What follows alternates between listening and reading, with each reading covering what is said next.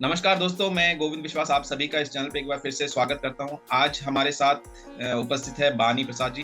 बानी जी, आपका बहुत-बहुत स्वागत है इस प्रोग्राम में जिसका नाम है अपनी कहानी अपनी जुबानी। तो सबसे पहले जो व्यूअर्स इस चैनल पर नए हैं, मैं चाहूँगा कि वो चैनल को सब्सक्राइब कर लें और बेल आइकन को दबाएँ ताकि उनको नए वीडियोज़ के नोटिफ़िकेशन मिलते रहें। और बानी जी की लाइफ़ की स्टोरी जो है बहुत इंटरेस्टिंग है। क्योंकि वो लिखती भी हैं और पेंट भी करती हैं, तो शुरुआती दौर इसके बारे में हम जानना चाहेंगे कि आप कहाँ पली-बढ़ी? आपने कब से ये पेंटिंग और लिखना शुरू किया? तो माइक अब आपके हवाले है बानी जी। मैं दिल्ली में ही मेरी पैदाइश दिल्ली की है ओके। और मैं यहीं पे पली बड़ी। हाँ, हाँ। स्कूलिंग हाँ, क्लास 5 से मैं वेलम्स चली गई, देहरादून बोर्डिंग स्कूल में पढ़ी। उसके बाद दिल्ली आके मैंने कमर्शियल आर्ट बोलते थे उस टाइम, जो आजकल आप ग्राफिक डिजाइनिंग बोलते हैं, उसके लिए महारानी बाग पॉलिटेक्निक मैंने ज्वाइन करा। 3 साल वहाँ काम करा, फिर एडवर्टाइजिंग एजेंसी ज्वाइन करी। जब एडवर्टाइजिंग एजेंसी में गई तो वहाँ कुछ समझ ना आए कि ये आर्ट डायरेक्टर कुछ बोलता रहता है और मैं वो करूँ, मुझे अच्छा नहीं लगा ये। कि मेरा दिल कर रहा था कि जो मैं चाहूँ मैं वो करूँ, मगर वहाँ आर्ट डायरेक्टर की सुननी पड़ती थी, कॉलेज में पहले टीचर्स की सुननी पड़ती थी। वो चीज़ मुझे अच्छी नहीं लगती थी। मैं अपने मन के कलर्स बनाना चाहती थी, मैं अपने मन का करना चाहती थी। और फिर एडवर्टाइजिंग एजेंसी में करते कराते कुछ 1 साल निकाला और फिर मैंने छोड़ दिया। फिर मुझे कथक करना था। मुझे याद आया बचपन में कि मुझे कथक सीखना है, तो फिर मैं कथक केंद्र चली गई। वहाँ पे मैंने गुरु कुंदन लाल जी से कथक सीखा। बिरजू महाराज जी भी वहाँ थे। वो बहुत अच्छा मेरा समय रहा, मैंने बहुत अच्छा से सीखा वहाँ, परफॉर्मेंस वगैरह दी।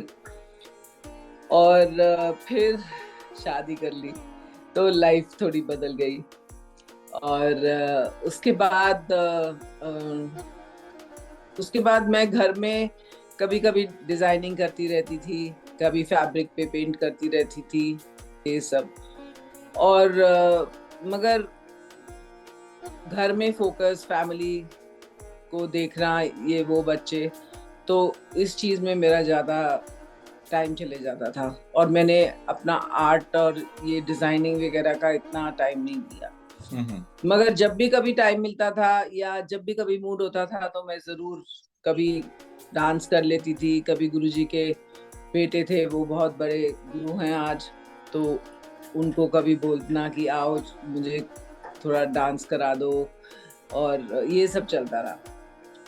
फिर जब बच्चे बड़े हो गए तो मुझे फिर वो एक खालीपन सा रहता था। और एक दिन मैंने सोचा कि ये सब कैनवस पे पेंट करते रहते हैं तो मैं भी कुछ करके देखूं। और मैं आई थिंक 48 ईयर्स की थी, तब जाके एक दिन मैंने ये कैनवस उठा लिया। ओके। और क्या इश्क था वो मेरा कैनवस के साथ, वॉव! कि बस वो दिन गया और आज का दिन है कि बस मैं और मेरा कैनवस एक दूसरे से बातें करते हैं, एक दूसरे के रंगों में डूबते रहते हैं। ये कौन से और ईयर की बात है? लेकिन आई थिंक 2008 होगा शायद। तो आई एम 64 नाउ, तो इतने साल हो गए अब मुझे। तो अब मैं रेगुलरली पेंट करती हूँ और बहुत सारे कुछ 2 सोलोस किए मैंने, काफ़ी सारे ग्रुप शोज करे हैं, बहुत सारे मास्टर्स को मिली, बहुत सारे आर्टिस्ट को मिली, बहुत सारी एग्जीबिशंस देखी, इंटरनेशनली घूमी। तो फिर इस चीज़ में मैं आ गई। और मुझे, जब मैं पेंट करती थी तो मुझे लगता था कि वाह, जो चीज मैं बोलना चाहती थी, क्योंकि एक बहुत बड़ी जॉइंट फैमिली में भी रहती थी, तो जब मैं कुछ बोलना चाहती थी तो या कोई सुनना नहीं चाहता या बोलना नहीं चाहिए, ऐसी चीजें सामने आती थी। या जैसे होता था कि भाई तुम छोटी हो तो बड़ों के सामने ऐसे नहीं बोलते, ये नहीं बोलते, ऐसे नहीं करते, वैसे नहीं करते। मगर जब मैं पेंट करती थी और वही सब कुछ भी फीलिंग्स हो या जो भी मेरे दिल में हो चीजें, अगर मैं धड़ाक से करके सारा उन रंगों में डाल के उस कैनवस पे डाल देती थी, तो लोग बोलते थे वाह क्या खूबसूरत पेंटिंग बनाई है। तो ये मुझे बहुत मजेदार चीज लगी कि जो दिल की बात है वो कैनवस भी सुनता है और फिर दुनिया भी देखती है। बिल्कुल, ये बहुत ही तो ऐसे खूबसूरत करते करते खूबसूरत अनुभव होता है इस तरह की चीजें जब आप बहुत समय अंतराल के बाद वापस से कमबैक करते हैं और वो आपको एकदम इतने समय का जो एक्सपीरियंस है वो उस कैनवास में देखने को मिलता है। और यही चीज मेरे साथ रही जब भी मैं खुश हूं या कभी एकांत में रहती थी, या कोई भी खुशी या कोई भी अपना जज्बात हो, वो सब कैनवस पे निकाल के, और वो एक बड़ी खूबसूरत सी चीज बन के सामने आ जाता। मेरे हस्बैंड की हेल्थ अच्छी नहीं रहती थी, तो उनके साथ ज्यादा टाइम स्पेंड करना, मतलब कमरे में या घर में उनके आसपास रहना मुझे, तो मैं कैनवस कमरे के अंदर भी रख लेती थी। एक ईजल वहां रखा हुआ था, एक ईजल बरामदे में रखा हुआ था, ताकि मैं अपने कैनवस से दूर नहीं रहूं, चाहे 2 बजे 2:30 बजे रात के हों या 4 बजे सुबह के हों या 5 बजे सुबह उठ के, जब तक एकदम शांत एकांत, कोई डिस्टरबेंस नहीं, कुछ नहीं। तो जब तक सारी दुनिया उठती थी तब तक मैं और मेरा कैनवस, हम दोनों काफी 3-4 घंटे अपनी बातें कर लेते थे, ताकि मेरा दिल भर जाता था कि मैंने अपने कैनवस के साथ अपनी बातें कर ली हैं। बाकी दुनिया की बातें फिर 8 बजे के बाद शुरू होती थी। ओके, तो तो ये ऐसे कर वाकई करके एक से एक पेंटिंग बनती गई। बिल्कुल। और आर्ट फील्ड में ऐसा कोई है जो आपको कॉलेज समय में या जब आप एडवर्टाइजिंग एजेंसी में थी तो किसी ने ऐसा सहयोग किया कि आपको आगे बढ़ने में जिससे मदद हुई? नहीं, एक्चुअली उस टाइम ऐसा कुछ नहीं था। ओके, जैसे हर किसी का होता है ना, स्कूल में कोई टीचर हो या कॉलेज में जो आपको प्रोत्साहित करते हो हमेशा। नहीं, टीचर ने तो उल्टा डांटा था कि ये रेड और ब्लू एक साथ कैसे यूज कर रही हो तुमको मार्क्स नहीं मिलेंगे इसके लिए। तो मैंने कहा मैं तो करती हूँ। ये जरूर हुआ था मेरे साथ। ओके, मगर हम एक काम हमेशा करें। ही जैसे कोई रूल तोड़ना होता था, चाहे वो किसी डिजाइन में हो या किसी कलर स्कीम में हो, वो मैं करती थी। तो वो एक्सेप्ट वो इसलिए करना पड़ता था उनको कि जो मैंने बना दिया तो वो मैं बदलती नहीं थी। सही बात। अगर टीचर बोलते थे तो मैं जरूर ये कहती थी कि नहीं, ये तो ऐसे ही होगा। मेरा है और मैं ऐसे ही करती हूँ। ओके, तो अब हम एक काम करते हैं, आपके प्रेजेंटेशन के साथ बातचीत को आगे बढ़ाते हैं।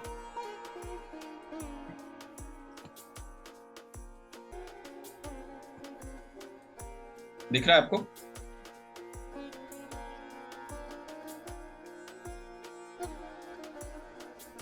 अभी नहीं। हाँ।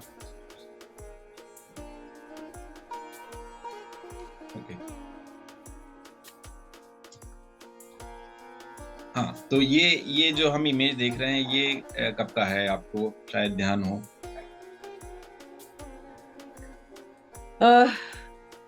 कोई ग्रुप शो होगा। ओके। सारे आर्टिस्ट हैं। हाँ अब हाँ। टाइम याद नहीं आ रहा मुझे, ओके। मगर एक्चुअली आई थिंक ये 2015, ओके, ये 2015 का मेरा शो है आई थिंक। ये वाला हाँ, इमेज ये मेरे ख्याल 2000, से 15 का है। ये 15 का है या ये नहीं, ये हमारा ग्रुप शो था ओके। जब रजा साहब आए थे। ये सबा, रफीक और एक जना और था हमारे साथ, हम चारों ने ये शो करा था। ओके, ये कहाँ हुआ था? ये इंडिया हैबिटेट सेंटर में, वो ओपन फार्म कोर्ट। ओके।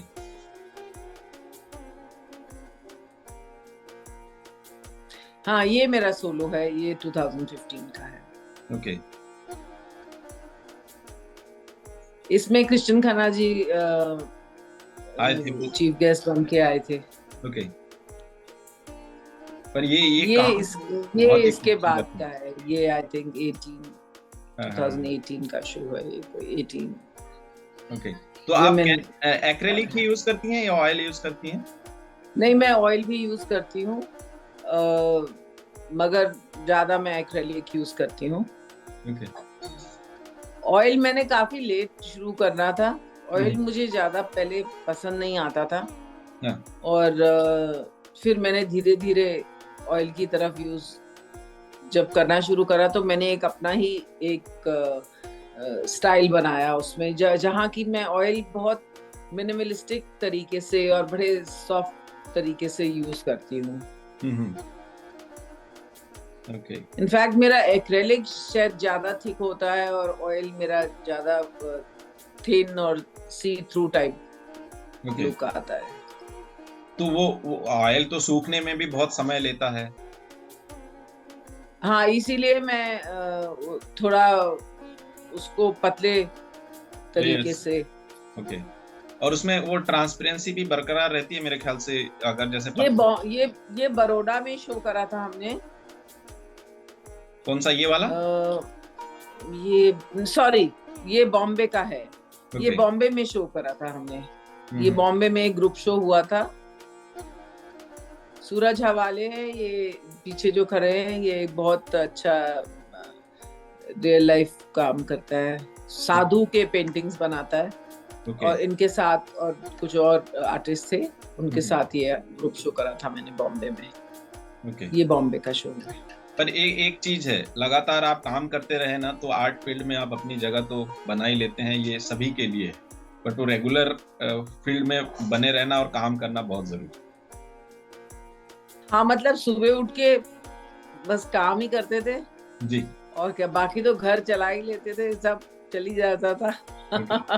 ये कहीं ये मुझे कहीं जाना होता था, कहीं फैमिली की कोई कमिटमेंट होती थी या कोई सोशल गैदरिंग होती थी, तो मुझे लगता था अरे क्या मुसीबत है आज। तो कभी कभी तो आपको बताए दूं, तो कभी कभी तो मैं फ्लाइंग किसेस देती थी अपने कैनवस को कि मैं आ रही हूँ अभी थोड़ी देर में। हाँ, पर ये दुनियादारी अद्भुत भी है ये, देखनी पड़ती थी। हाँ, वाकई। ये ये तो बहुत ही। कम्युनिकेशन तो बहुत जरूरी है कैनवास पे। वो आपको खुद ही बताता है कि आप उस पे फिर बाद में कितना रंग लगाएं, कहाँ हटाएं, कहाँ रखें। ये राजा साहब के साथ था। ये राजा साहब के स्टूडियो में है? जी। ओके। उन्होंने कुछ ऐसी बात कही हो जो आपको याद हो, जो आप हमेशा जब काम करती हैं तो आपके जहन में चलती रहती है? रजा साहब के साथ ऐसा हुआ था कि मैं कुछ काम करके उनके, मुझे बहुत अच्छी मुझे मौका मिला उनको अपना काम दिखाने की, और मैं एक काफी बड़ी पेंटिंग बना के उनके पास लेके गई थी उन्हें दिखाने, और उन्होंने देखते ही बोला फैंटास्टिक। तो मुझे बहुत ही अच्छा लगा। और कुछ और भी कभी बड़े कभी छोटे काम कभी कभी मैं ले जाती थी उनको दिखाने, और उनको बहुत पसंद आते थे मेरे काम। उनको अच्छा लगता था जिस तरीके से मैं रंग इस्तेमाल करती हूँ, और जैसे कॉम्बिनेशंस, मेरे कलर कॉम्बिनेशंस उनको पसंद आते थे। और वो हमेशा मुझे इनकरेज करते थे कि आप काम करते जाओ, और जरूर ये काम जो तुम करते हो वो, और जितना काम करोगे उतना और तुम्हें ये चीज हर बारी तुम्हें एक स्टेप आगे ही लेके जाएगा। हाँ, ये मेरा सोलो शो था 2015 जिसकी मैं बात कर रही थी।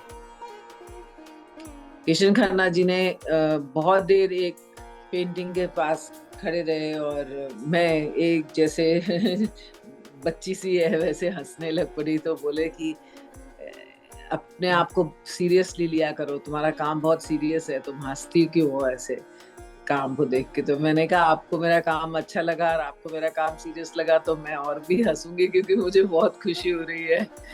तो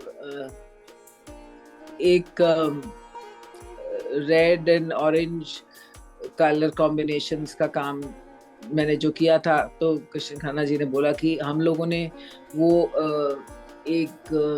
वो देखा था वॉल्केनो ऊपर से कोई क्रेन के ऊपर चढ़ के और वहां से उन लोगों ने देखा था उसको, तो बोले कि ये बिल्कुल वैसा लग रहा है जो वो आग के जो रंग थे जो उन्होंने देखे उसके अंदर, उन्होंने बोला कि तुमने बिल्कुल वही रंग निकाल के लाए हो। तो मुझे बहुत अच्छा लगा। ये वाली पेंटिंग जो है, ये इसका नाम मैंने रखा है सेक्स ऑन द बीच। और मेरी 90 साल की मदर इन लॉ ने जब ये देखी पेंटिंग तो उनको बहुत अच्छी लगी। कहती है ऐसे लगता है गुलाब के पत्ते तुमने बिछाए हुए हैं। और वो अपने हाथ से छू के इसको देखने लगी और बहुत ही उनको पसंद आई थी। तो मैंने मुझे बहुत अच्छा लगा कि ये ऑयल में उस उम्र में भी ये एक्रेलिक है। ओके। नहीं वाकई ये देखने से ऐसा लगता है कि आपने कुछ न्यू मीडिया मटेरियल जैसे क्लॉथ वगैरह को पेस्ट किया है उससे, क्योंकि वो 3 डायमेंशनल इफेक्ट दिखता है। हाँ, 3 डायमेंशनल इफेक्ट मेरा ये एक्रेलिक में मैं बहुत, एक टेक्निक है मेरी जो मैं इस्तेमाल करती हूँ, उससे ये उभर के आता है, ये 3 डायमेंशनल लगता है। okay. और है ये बस पेपर पे, this is just acrylic on paper.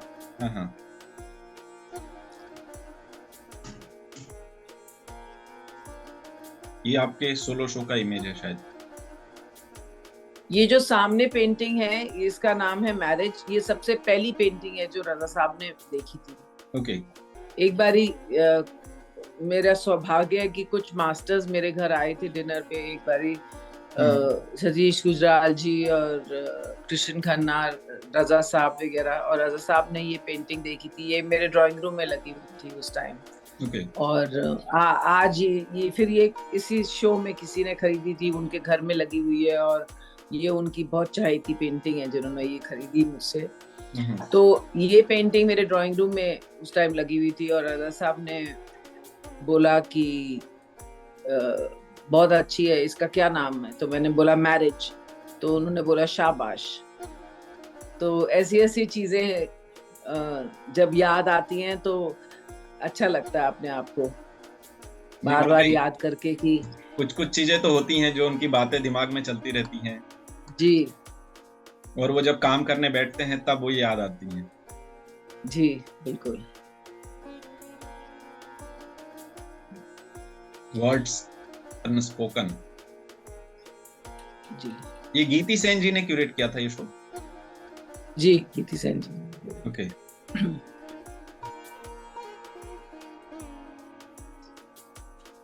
ये भी उसी सोलो शो का है? ये और एक ये उसके बहुत पहले का है। ये पहला ग्रुप शो मैंने करा था। ओके। ये मैना मुखर्जी के साथ। ये कृष्ण खन्ना जी को जब मैं इनविटेशन देने गई थी तब की बात है। ओके।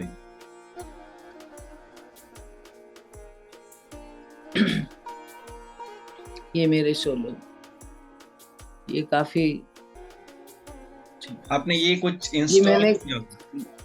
हाँ, ये मैंने कुछ इंस्टॉलेशंस करी थी।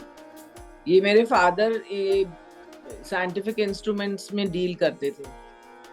लाहौर की बात है, लाहौर से लेके तब वो मेरे फादर ये बिजनेस करते थे, साइंटिफिक इंस्ट्रूमेंट्स और ये ग्लास के बीकर्स और ये वो जो लैब्स में यूज होती हैं चीजें, इनका बिजनेस करते थे। तो इनकी ये कुछ चीजें जो पड़ी हुई थी बहुत, जब वो रिटायर भी हो गए सब कुछ, और उसके बाद मैंने ये ट्रंक्स में कुछ सामान पड़ा था तो उनको मैंने ये निकाल के और ये कुछ चीजें इस्तेमाल करके ये इंस्टॉलेशंस बनाए थे। पर ये होता है ना, आपके चाइल्डहुड मेमोरीज में से बहुत सारी यादें होती हैं। जब वो चीजें आप ऑब्जेक्ट्स को देखते हो तो आपके दिमाग में बहुत सारे आइडियाज आते हैं। और ये तो खासकर आर्ट फील्ड में तो होता ही है। चाइल्डहुड मेमोरीज को लेके बहुत सारे आर्टिस्ट काम करते हैं। जी। आप कुछ शेयर करना चाहेंगे आपके चाइल्डहुड मेमोरीज को?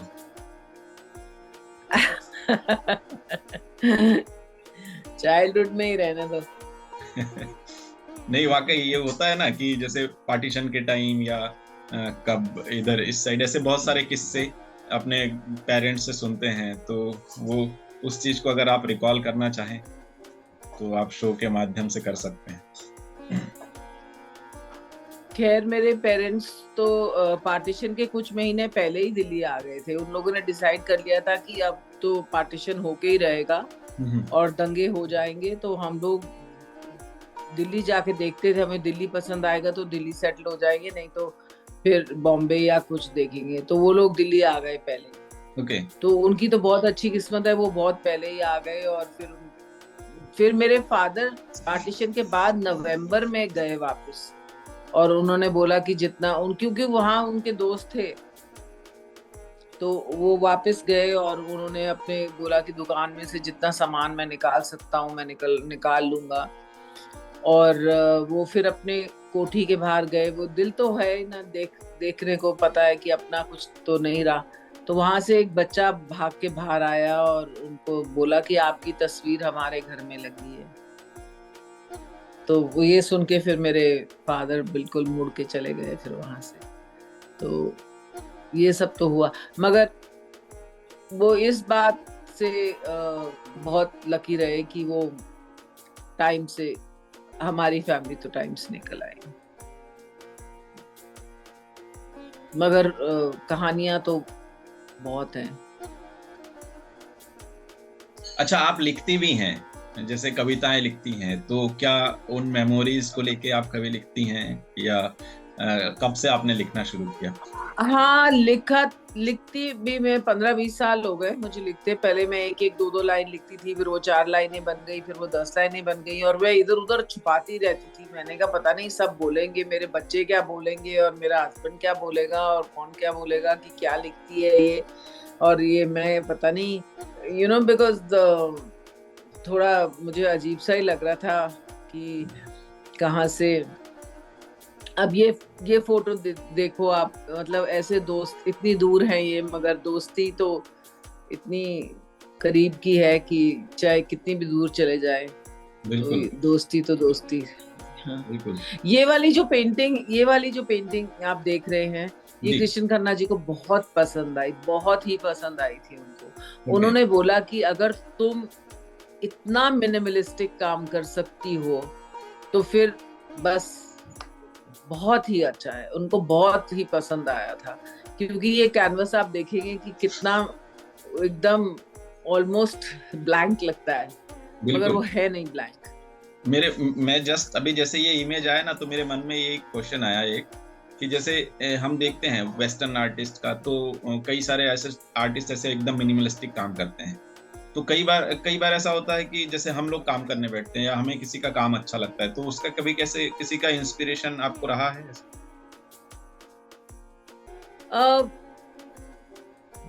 एक्चुअली मुझे याद नहीं कौन सा 2012 होगा या कुछ ऐसे। मैं स्पेन गई थी, वहां पे स्पेन में मैंने एक आर्टिस्ट का काम देखा था। बहुत बड़े बड़े कैनवस थे उसके, और बहुत ही सॉफ्ट कलर्स उसने इस्तेमाल करे थे। और उसमें बहुत ही स्पेस दिखी मुझे, और वो चीज मुझे बहुत अच्छी लगी थी। और क्योंकि मैंने ट्रैवल करा था इतना, तो मैंने आके अपने कैनवस में फिर स्पेस दिखानी शुरू कर दी, जैसे कि इसमें भी आपको दिख रही होगी स्पेस। तो वो कैनवस चाहे कन्फाइन होता था, जैसे कि उसका साइज है, मगर उसके अंदर ही सारी स्पेस दिखती थी, क्योंकि वो इतना वास्ट लगता था। बिल्कुल, और उसका साइज तो भी वो तो चीज बहुत बड़ा मैंने है। हाँ, ये साइज बड़ा है। तो इसमें भी मतलब कि मैं ये दिखाना चाहती हूँ कि चाहे वो एक जगह जाके खत्म हो जाता है कैनवस, मगर उसकी वो स्पेस नहीं खत्म होती। वो इतना वास्ट लगता है, आपको नहीं लगता कि कन्फाइंड हो गया है, आपको नहीं लगता कि ये खत्म हो गई है चीज। बिल्कुल, ये मेरा दिखाने का मतलब है। और वाकई इतना बड़ा स्पेस में आप जब सामने कोई कैनवास को देखते हैं, आपको एक अलग सा ही, और फ्लैट सरफेस में भी आपको बहुत सारी चीजें देखने को मिलती हैं। आप खुद ब खुद बहुत सारी चीजें इमेजिन करने लग जाते हैं। मतलब मेरे साथ तो होता है, पता नहीं सभी के साथ होता है नहीं होता है। ये वाली पेंटिंग में भी काफी काम, ये भी ऑयल, ये ऑयल है। ओके। तो वो ऑयल का जो फ्लो आता है, जब ऑयल का फ्लो आता है तो उसी फ्लो से फिर मैं उसको, जैसे पानी बहता है उसके जैसे मैं फिर उसको, जैसे जैसे समुंदर का कुछ किनारा नहीं होता ना, जैसे इतना वास्टनेस, वैसे ही फिर मैं अपने कैनवस को दिखाती हूँ कितने कि लेयर्स होते हैं उसका लगभग के आपके काम में? उसके लेस अब पता नहीं, लेस रहते हैं 3-4। ओके। मूड की बात होती है, कभी बिल्कुल। कम होते हैं कभी ज्यादा होते हैं। जैसे ये छोटा सा काम जो पीछे आपको दिख रहा है, इसमें काफी काफी लेयर्स हैं। ओके।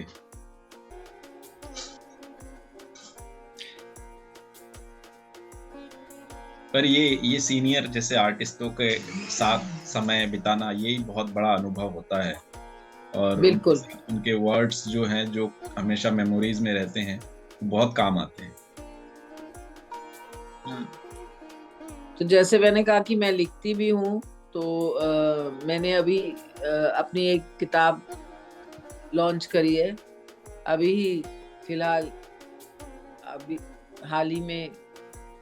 गजगामिनी है उसका नाम। और उसमें मैंने बहुत सारी, मतलब 4 अलग अलग मूड्स हैं, उदासी के, खुशी के, प्यार के।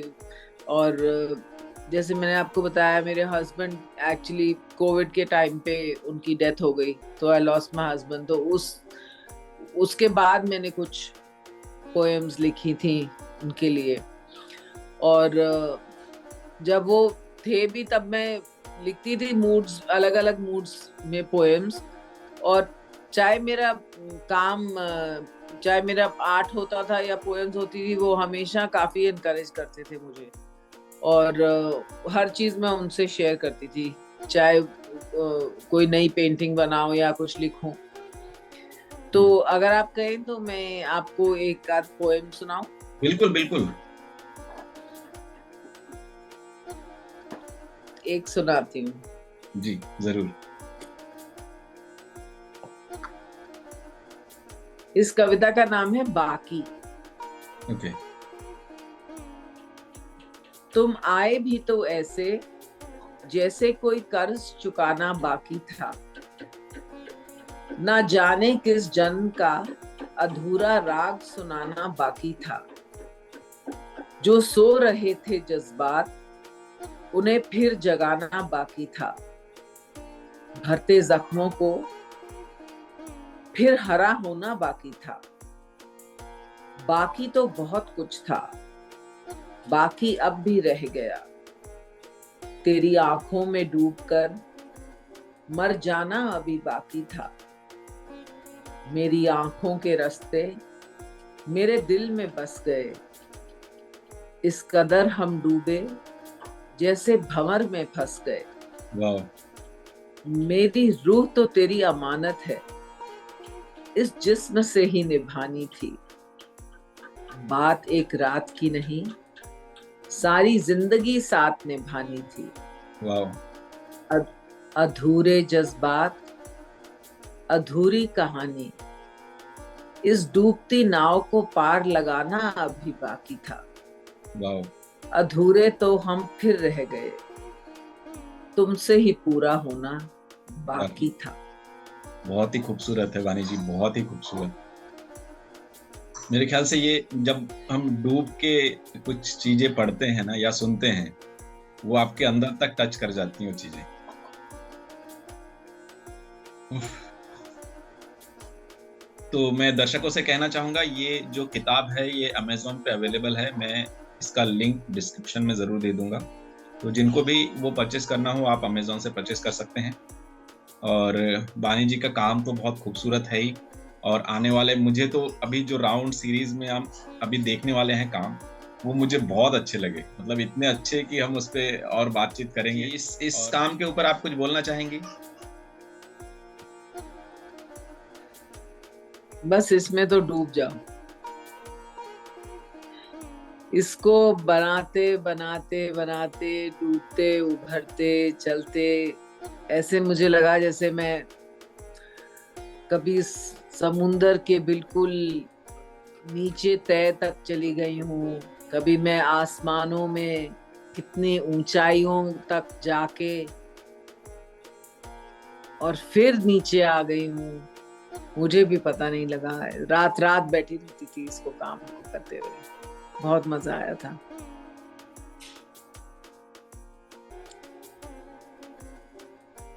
ये जब है मैं अपने रेड एंड ब्लू साथ में यूज करती हूँ तो वही टीचर याद आती है, स्कूल वाली, कॉलेज वाली। ओके, ये तो बहुत मिनिमलिस्टिक, मतलब ये काम बहुत अपने आप में बहुत ही खूबसूरत है। वो आप 3 रंग को ना, आपने उतना सारा पेच लगाया ना, ये बस उसने अपनी जगह ले ली। जी, ये नया सीरीज है 2018। हाँ ये तो ओके, 18। अब तो इस सीरीज काफी में और भी कर काम रही हो काम गया। आप? नहीं, अभी इस पे नहीं कर रही हूँ। ओके अभी करूंगी, मैं बिल्कुल नया काम करने शुरू कर रही हूँ अब मैं। ओके। तो कुछ दिन में निकल के आएगा, फिर वो दिखाऊंगी आपको। आप वो सर्कल वाले काम दिखाओ तो। बिल्कुल, हाँ, ये दिखा। ये तो बहुत ही खूबसूरत है। ऐसा लगता है आप सिटी एस्केप है, कहीं कहीं से रास्ते हैं कहीं जाने। मैं अपने हिसाब से मैं इसको कम्युनिकेट कर सकता हूँ। क्योंकि आप जो मुंबई जाके रहता है एक बारी, हाँ, उसको सब समझ आता है मेरे फिर। मेरे काम में भी वही होता है, मैपिंग और ये टॉप व्यू वाले एंगल्स, तो वो सब चीजें मैं हाँ, किसी भी काम देखता हूँ तो मैं उस चीज से उसको रिलेट करके देखने की कोशिश करता क्योंकि जो बाहर से देखता है वो सिटी बोलता है, मगर हूँ। जो अंदर रहता है उसकी तो दिल की धड़कन है हर चीज में। बिल्कुल।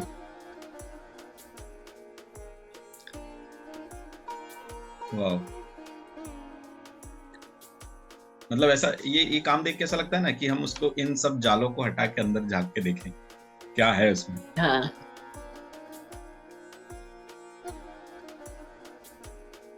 तो ये जो जैसे ऊपर का लेयर जो हमें दिख रहा है, इसमें बेस हाँ जी, कौन सा है? ग्रीन है?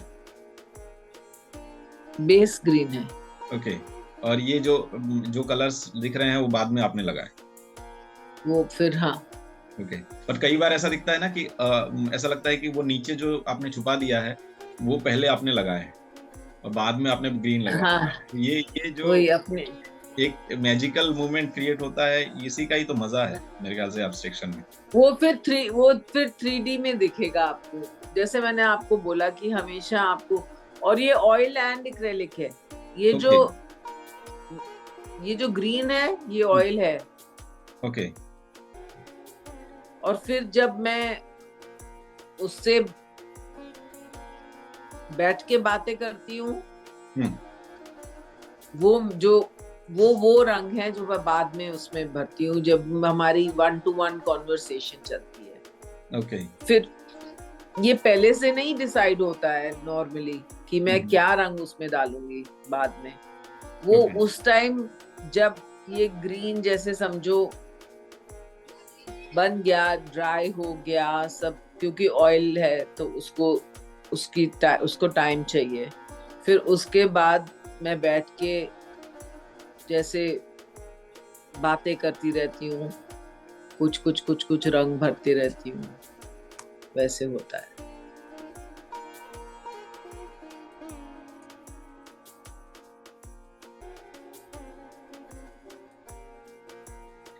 ये जितना सिंपल लगता है उतना है नहीं, क्योंकि एक एक जैसे कि millions of people there are in this world ना, हजारों लाखों करोड़ों लोग हैं, करोड़ों। तो ये एक एक इंसान है इस दुनिया का। एक एक जो आपको स्पेक दिखेगा, एक येलो का जो शेड दिखेगा वो डार्क है, वो दूसरा उससे लाइट है, वो उससे लाइट है। तो ये एक एक का अपना वजूद है। ठीक है, तो हम नेक्स्ट स्लाइड करें। यस।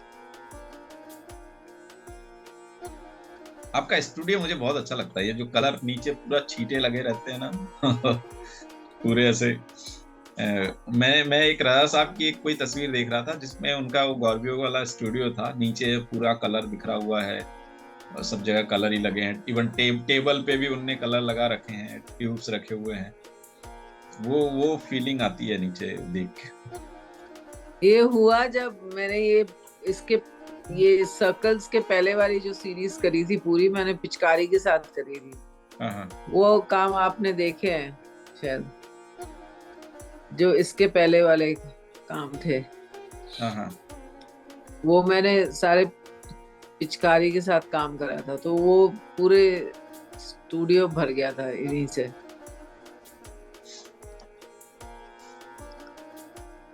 वाओ।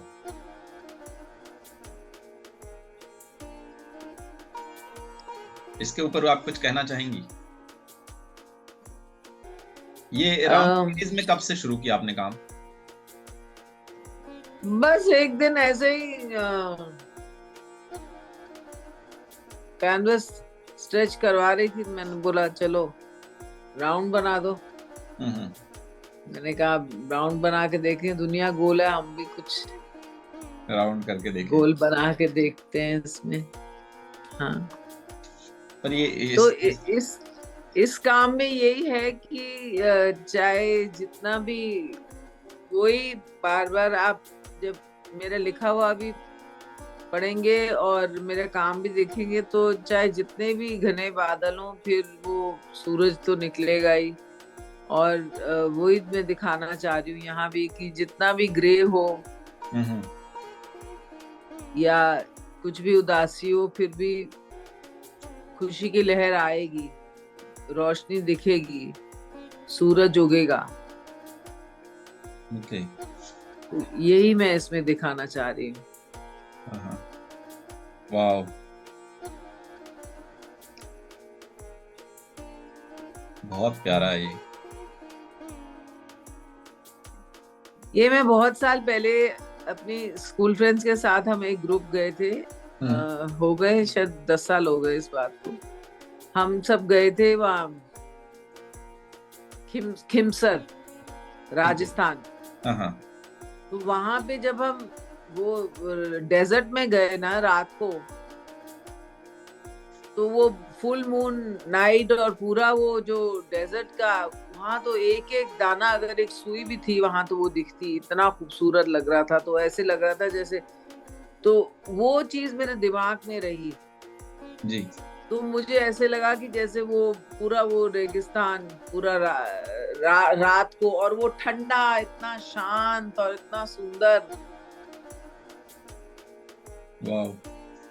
तो वो इमेज मेरे दिमाग में थी, और वो इतने सालों बाद आज मैं कैनवस पे लाई।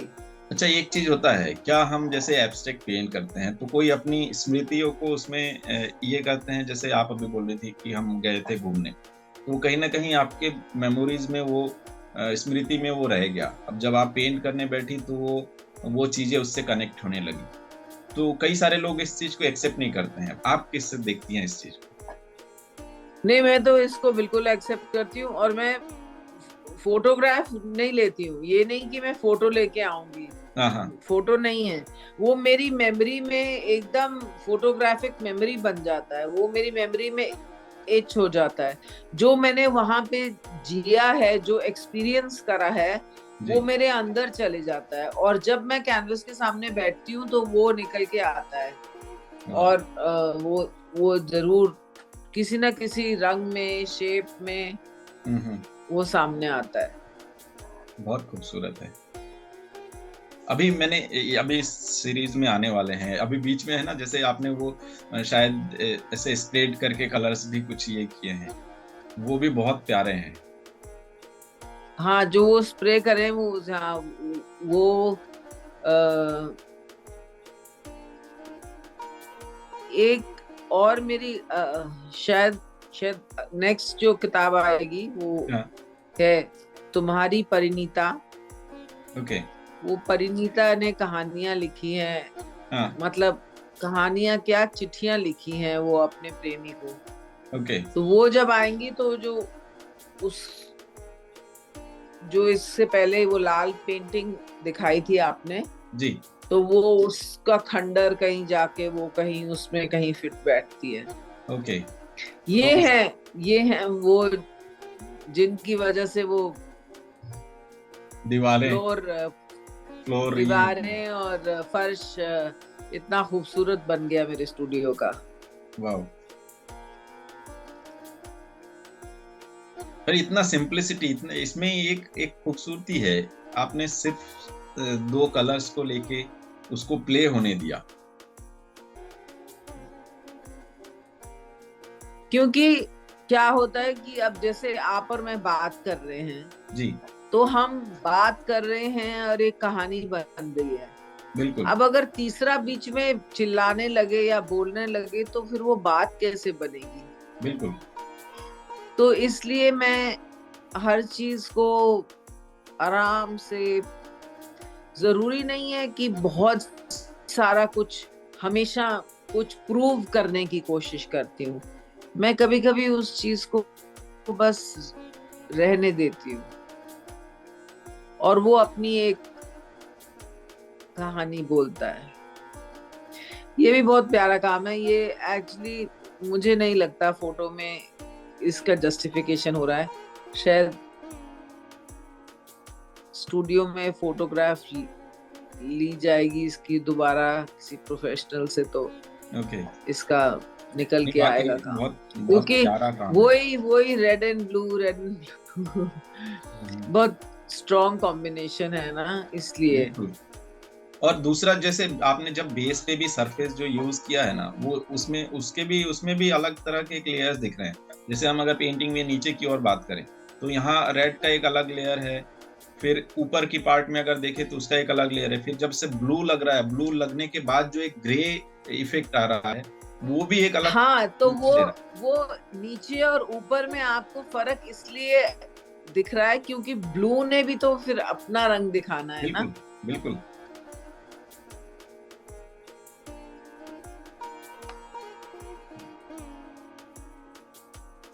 यही मेरे ख्याल से, यही जो हम टाइम ड्यूरेशन की बात करते हैं ना, स्पेस की बात करते हैं, समय की बात करते हैं, ये यही होता है। एक लेयर से दूसरे लेयर के बीच का जो समय होता है, वही बहुत बड़ी बात कह देता है एक काम में। बहुत, और उसी से सारी बात बनती है। बिल्कुल। जितने टाइम में आप दूसरी लेयर लगाते हो या जितने टाइम में आप उस कैनवस को शिफ्ट करते हो या बिल्कुल। उसका पोजीशन बदलते हो, इसमें भी यही मैंने करा है। मतलब अगर मैं उस टाइम पे उसको उठाऊं नहीं या हिलाऊं नहीं या उसको पहले रंग को सूखने ना दूं, हम्म। अगर वो अपनी पूरी बात ना कह पाए, बिल्कुल। अगर जो सबसे नीचे वाला रंग है वो अपनी पूरी बात ना कह पाता, तो दूसरा रंग आके बीच में मिक्स हो जाता, तो फिर वो बात नहीं बनती जो अब बननी है। सही बात है। बिल्कुल। कई बार तो इतने जो रेगुलर हम लोग जैसे काम करते हैं, फिर भी हमारे कॉम्बिनेशंस में है ना, कई बार ऐसा होता है हम ज्यादा सोच सोच के लगाने जाते हैं ना, तो फ्रीडम खत्म हो जाता है। पर जैसे मैं ये इसमें एक प्लेफुलनेस देख रहा हूँ कि एक खेलना और स्पीड का, ताकत से, और आप सिर्फ उसे लगा दें। तो क्या, जैसे दूसरा लेयर्स लगाने से पहले आप कभी सोचती हैं कि मुझे ये कलर में लगाना है, या जब मन में रैंडम ऐसा आता है कि मुझे यही रंग लगाना है तो आप लगा देती हैं, कैसे कभी करती कभी मैं कभी कभी सोच के लगाती हूँ, हैं? ओके। मगर बहुत ज्यादा भी सोचती नहीं हूँ। ओके। क्योंकि हमेशा बहुत ज्यादा भी आदमी सोचे तो बात ना बिगड़ जाए कहीं। बिल्कुल। बस मुझे तो कहना है, जैसी मैं लिखती भी हूँ तो कोई सोचता होगा कि पता नहीं कहाँ बैठ के क्या मूड बना के कैसे लिखती है। नहीं, मैं सुबह उठती हूँ और मैं अपने शायद बेड में ही बैठी होंगी, अभी मैंने चाय का कप भी नहीं पिया होगा, मगर ऐसे फूट के वो लफ्ज मेरे जहन से निकलते हैं कि बस मैं शायद मुझे पेंसिल उठाने का भी टाइम नहीं मिलता, तो फोन सामने पड़ा वो तो साइड में होता ही है, तो मैं उसी पे शुरू हो जाती हूँ लिखना। क्योंकि वो बस फुहारे के जैसे फूटता है एकदम से मेरे जज्बात निकल के आते हैं, और मैं हाँ। उसी टाइम, जैसे मैं ये रंग भी उसी टाइम जैसे निकल के आते हैं, मैं वहीं पे डाल देती हूँ कैनवस पे, और उसी तरह मैं इन शब्दों के साथ भी करती हूँ। बिल्कुल। और मुझे लगता है ये चीजें है ना ऐसे नहीं होती हैं, वो आपके ऊपर कोई तीसरी जो अंदर अनकॉन्शियस माइंड है ना, वो कहीं ना कहीं ये सब चीजें वहां चलती रहती हैं, जो जब हम व्यक्त करते हैं तब वो बाहर आती ये पेंटिंग बहुत बहुत गहरी है, बहुत ही गहरी। है। ये मेरे दिल के बहुत करीब है। ये मैंने तब बनाई थी जब मेरी बेटी की शादी होने वाली थी। ओके। ये उसके शादी के जो मैंने बॉक्स बनाया था, इनविटेशन कार्ड बनाया था, ये उसके बॉक्स पे भी है। ओके। और ये मैंने उसका इनविटेशन कार्ड, ये 4 फीट बाय 4 फीट की शायद पेंटिंग है, हाँ। और ये मैंने उसके वेडिंग कार्ड में भी यूज की थी। इसमें मैं जानना तो चाहूंगा, ये, ये येलो जो है ये बेस कलर है? जी, ओके। और बाद में ये सारे कलर्स लगे हुए हैं? तो इसमें मैं यही 2 चीजें बताना चाहूंगी। एक तो जैसे शादी की जब बात पक्की हो जाती है, जी। उसके बाद बहुत सारी चीजें होती है, दिल में भी बहुत कुछ होगा, सब कुछ नया है, नए हम्म। रिश्ते बन रहे हैं, नई बातें हो रही हैं, और फिर शादी की तैयारी हो रही है, तो बहुत सारी चीजें, उमंगें, उम्मीदें, आशाएं, सब कुछ होता है, और वो मैं इसमें दिखाना चाह रही हूँ। तो वो शादी की तैयारी हो रही है और फिर शादी होगी, तो ये सब इसमें बेसिकली इस पेंटिंग में मैंने दिखाना चाहा है, और उसी टाइम ये मैंने पेंटिंग बनाई थी, ये गजगामिनी।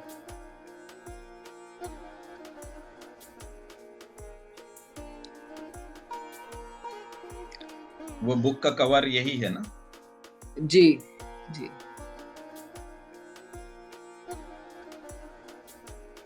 इस पेंटिंग का नाम रजा है। ओके। ये मैंने रजा साहब के साथ बहुत बारी मिलने के बाद, उनके साथ बातें करने के बाद, उनको थोड़ा बहुत समझने के बाद ये पेंटिंग मैंने बनाई थी। ओके। उनके पास आपके काफी सारे कलेक्शन भी है ना? हाँ, मेरे कुछ काम उनके पास है, उनको मेरे काम बहुत पसंद आते थे। हम्म। एक एक 8 इंच बाय 8 इंच का काम भी था, जब मैंने वो राउंड वाली सीरीज है एक मेरी, जो मैंने छन्नी को इस्तेमाल करके बनाई थी, बड़ी भी छोटी भी। ओके। वो काम उनको बहुत पसंद आए थे। हाँ हाँ। उसका साइज क्या था? 8 inch by 8 inch? 8 inch by 8 inch. Okay.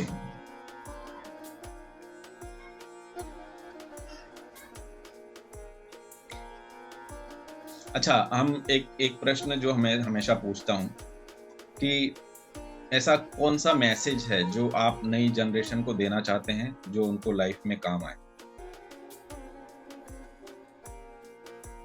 मैं ये कहना चाहूंगी कि आप जब काम करें तो बस अपने दिल की सुने, बिल्कुल बेझिझक, बेधड़क काम करें, उसमें कहीं कॉम्प्रोमाइज नहीं होना चाहिए। मेहनत करें, खूब मेहनत करें, और जो दिल से निकल के आता है काम, वो करें। और एक अपने अंदर डिसिप्लिन जरूर रखना। डिसिप्लिन बहुत जरूरी है। कितने घंटे आप काम करें, अपने आप से, अपने कैनवस के साथ जब आप बातें करें, जब आप काम का टाइम आपका हो, उसमें कोई मिलावट नहीं होनी चाहिए।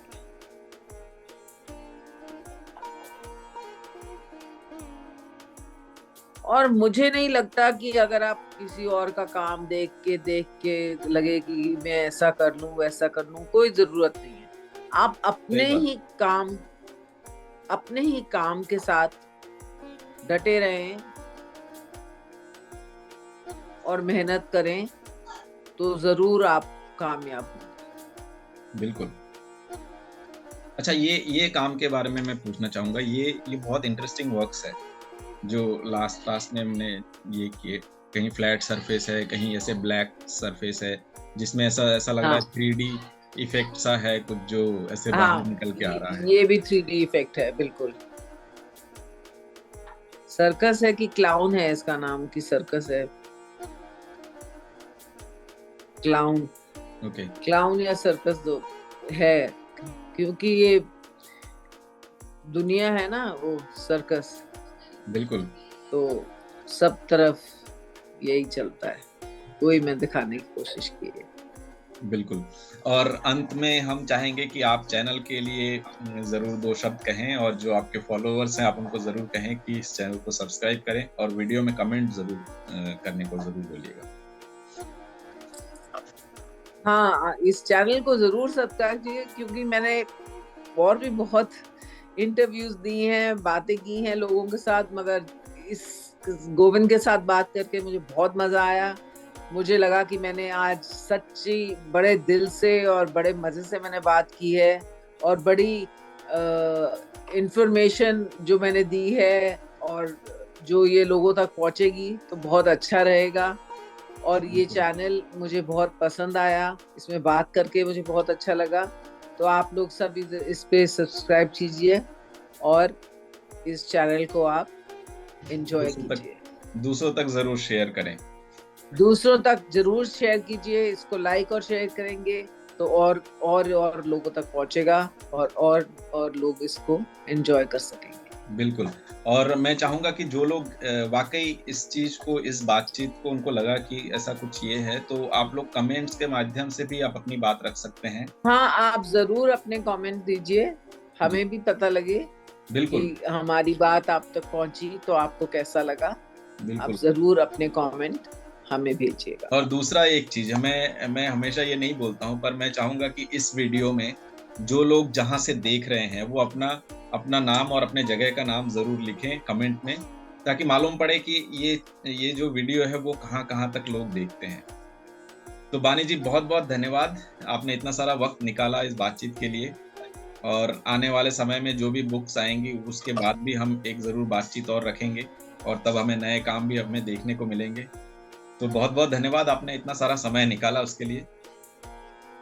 धन्यवाद। और उन दर्शकों का भी बहुत-बहुत धन्यवाद जो ये बातचीत सुन रहे हैं व देख रहे हैं। नमस्कार, जय हिंद।